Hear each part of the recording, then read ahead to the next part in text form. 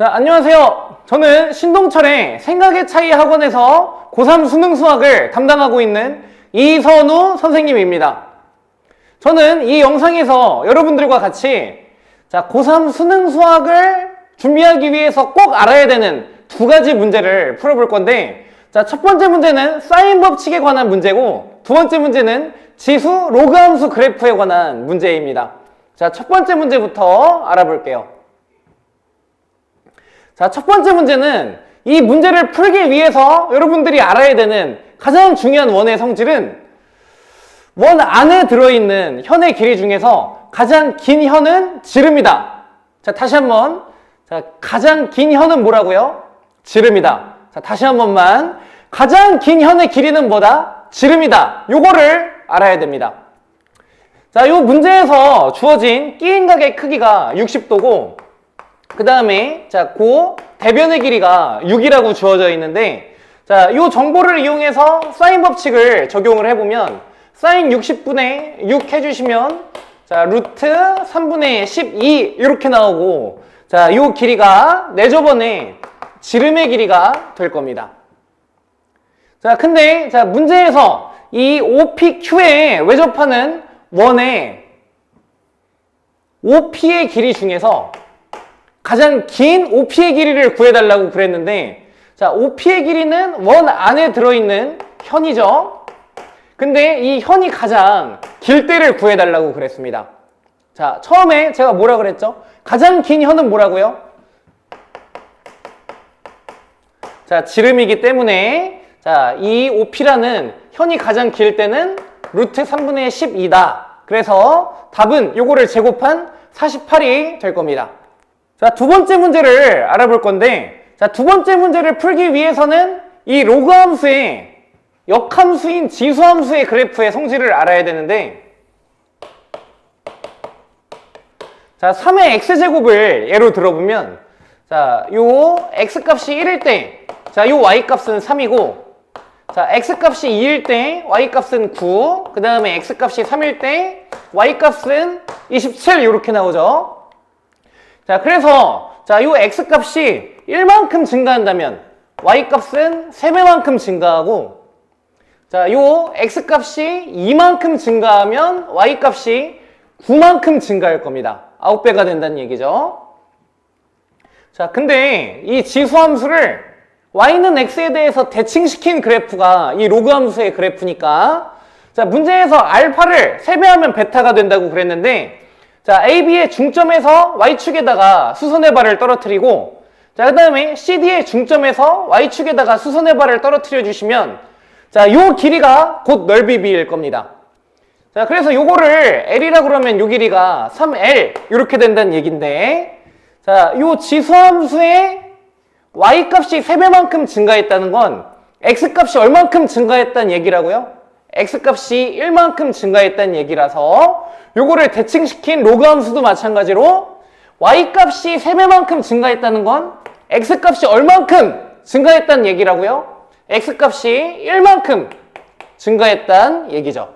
그래서 이 두 수선의 발 사이의 길이가 1이기 때문에 요 S부터 발까지, 그 다음 요 발부터 P까지의 길이가 똑같이 각각 4분의 1 나올 거고, 그러면 1 더하기 2분의 1에서 답이 2분의 3이다.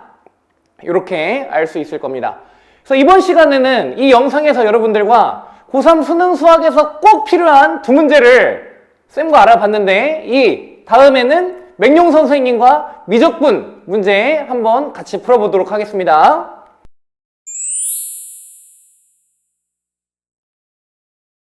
안녕하십니까. 신동철의 생각의 차이에서 고3 수학을 가르치는 수학 강사 맹용입니다.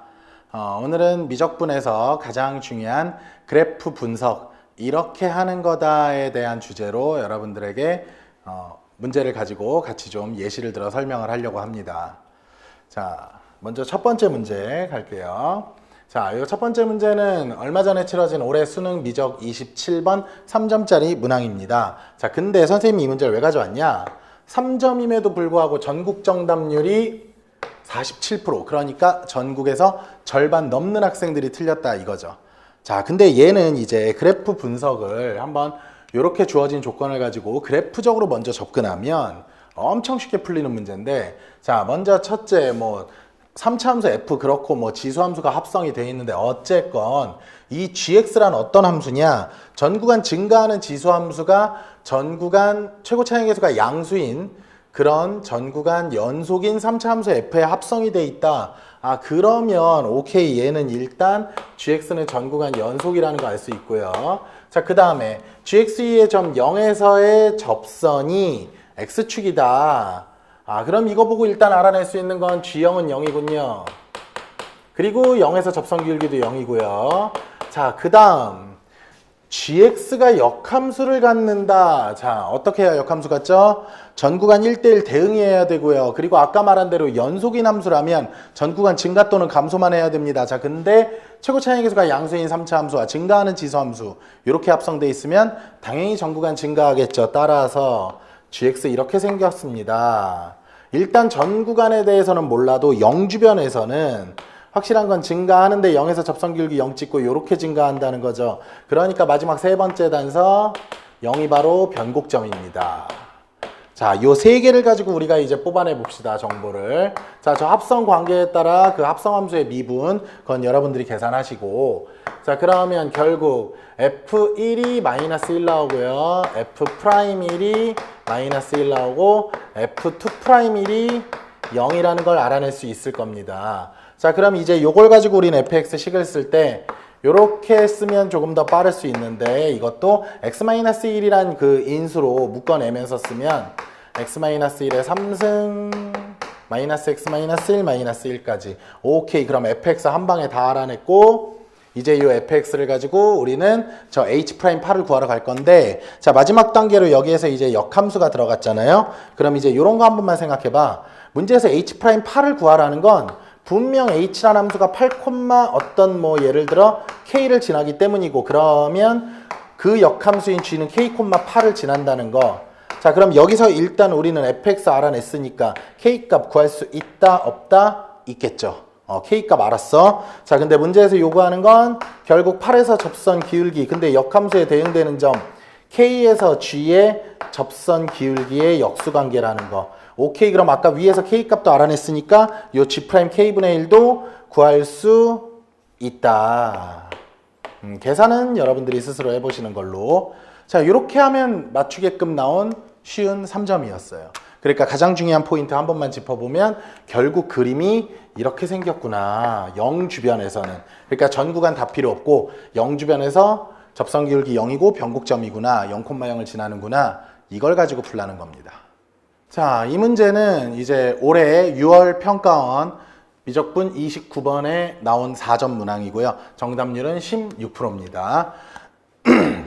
자, 이 문제도 이제 정답률이 16%라는 건 그래도 전국에서 84% 학생들이 틀렸다는 얘기고, 좀 학생들이 이렇게 쉽게 생각하진 않아요. 하지만 이것도 이제 선생님과 같이 그래프 분석 한번 하러 갑시다. 자, 일단 fx가 뭐 보시다시피 되게 휘황찬란하게 생겼고, 근데 여기서 중요한 건 일단 bc가 둘 다 양수라는 거. 근데 그래 놓고 b 기준으로 위아래줄을 나눠 놨어, 기준을. 그리고 이제 양수 c만큼 오른쪽으로 평행 이동을 하는데 그 전에 위아래 한번 뒤집으래. 그러니까 그림이 결국 이렇게 생겨야 돼. 근데 이 모든 걸 다 했을 때 gx는 미분 가능해야 된답니다. 그러니까 꺾인 점 하나도 없이 전 구간 다 스무스하게. 자, 그럼 일단 fx가 어떻게 생겼는지를 알아야 그거 가지고 b 기준으로 자르고 또 뒤집고 평행 이동하고 g를 그리겠죠? 그럼 fx 생긴 거 알아보기 위해서 한번 도함수 구해 보시면, 이것도 이제 뭐 여러분들이 쫙 다 정리해서 끝내면 이렇게 나옵니다. 오, 이게 뭔 말이야? 결국 모든 실수 x에 대하여 f'x는 0 이상, 그러니까 fx는 증가만 하는구나. 근데 중간중간 0과 1에서 접선 기울기 0 되는구나. 아, 오케이. 그러면 결국 fx 이렇게 생겼구나. 여기 1이고 여기 0이고. 이해됐어요? 그러니까 0과 1을 제외하고는 전부 다 f'이 양수 나와야 되니까 맞는 그림이죠. 자, 그럼 이제 얘를 가지고 저 gx 만들러 갑시다. 도대체 양수 b가 어디 있어야 되며, 그래서 양수 B 기준으로 오른쪽은 그대로 그리고 왼쪽은 마이너스, 즉 위아래 뒤집고 X축이 어디인지도 몰라요 지금 우리는. 그래서 마이너스 뒤집고 그 다음에 C 오른쪽으로 당겨서 결국 미분 가능하게 스무스하게 그래프 조각 모음을 해야 돼. 그러니까 얘가 이렇게 만나게 해야 돼. 그러면 정답은 결국 얘가 B라는 거를 알아내야 됩니다. 여러분들이 그림으로써. 그러니까 여기서부터 요거 B값이 1이라는 걸 알아내는 거는 딴 거 없어요. 여러분들이 B값이 뭐 0과 1 사이에 있을까, 1일까, 1보다 클까 이런 걸 다 잘라가면서 시행착오를 해보시라는 거. 자, 그럼 B가 1이니까 B 기준 오른쪽 그대로 그리시고, 그럼 도대체 여기 와서 탁 미분 가능하게 아름답게 도킹을 하려면 도대체 왼쪽에 어떤 부위가 와서 붙어야 될까? 얘가 와야겠죠. 요쪽 부위가. 그럼 이쪽 부위를 뒤집고 당겨가지고 그대로 요게 맞아 떨어지려면 그대로 뒤집었고 그대로 당겨와서 여기 촥 붙어야 되니까 오케이. 뒤집었을 때 요 모양이 돼야 되고 그대로 C만큼 평행이동해왔을 때 여기 와서 촥 붙어야겠구나. 자, 그러면 일단 두 번째로 알아낸 게 결국 당겨오는 C는 1이고요. 그리고 요게 뒤집어서 위로 같은 높이로 올라간다는 건 X축이 이 사이에 있어야 된다는 거. 즉 얘네들이 같은 길이를 가져야 된다는 거. 자, 그러면 벌써 우리는 풀면서 B값, C값 끝났고, 자, 이제 나머지 하나 남은 A값만 구하러 가면 되는데 요 그림이 말해주는 게 무슨 뜻이겠어? 원본 노란색 fx에서 0일 때 함수값과 1일 때 함수값을 더하면 이게 0 된다는 걸로 여기서 A값 구할 수 있겠죠. 이러면 끝나는 문제예요. 문제에서 A, B, C 다 합을 구하랍니다. 자, 이런 식으로 그러니까 여러분들이 문제를 풀기 전에 문제의 지문을 보고 주어진 조건을 하나하나 다 빠짐없이 복합적으로 사고하여 그래프적으로는 어떤 특징을 갖고 있는지 이렇게만 해도 쉽게 풀리는 문항들이었어요. 자, 이 짧은 영상을 통해서는 이제 이렇게 약간 원포인트 레슨을 해준 거라면 여러분들이 이제 선생님 수업에 오실 경우 미적분에는 이런 여러 가지 포인트들이 되게 많거든. 그 부분에 대해선 앞으로 차차 하나씩 배워나갑시다.